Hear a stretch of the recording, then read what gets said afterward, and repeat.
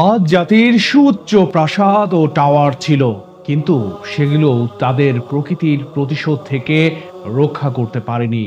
মহান আল্লাহ বলেন, তুমি কি দেখনি তোমার প্রতিপালক আজ জাতির ইরাম গোত্রের প্রতি কি আচরণ করেছেন, যার ছিল সুউচ্চ প্রাসাদের অধিকারী, যার সমতুল্য প্রাসাদ কোনো দেশে নির্মিত হয়নি।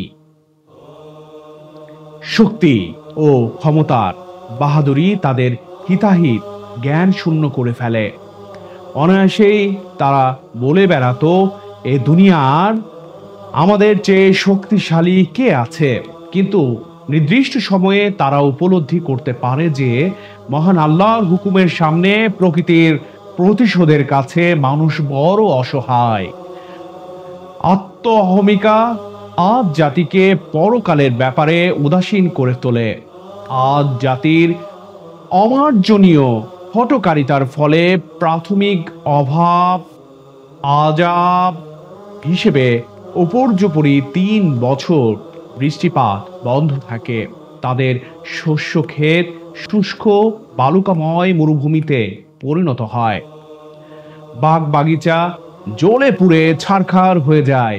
তা সত্ত্বেও তারা শিরক ও মূর্তি পূজা ত্যাগ করেনি।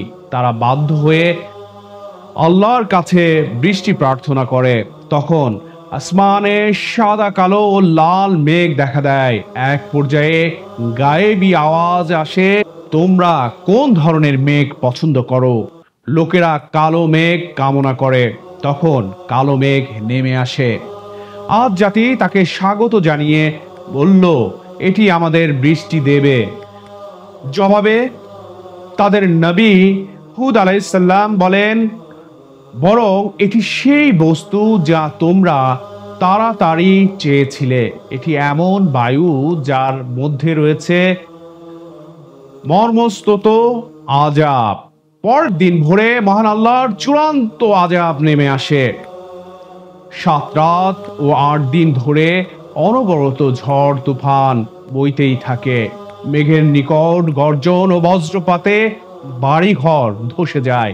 প্রবল ঘূর্ণিঝড়ে গাছপালা উপড়ে যায়। মানুষ ও জীবজন্তু শূন্য অর্থাৎ শূন্যে উত্থিত হয়ে সজোরে জমিনে পতিত হয়।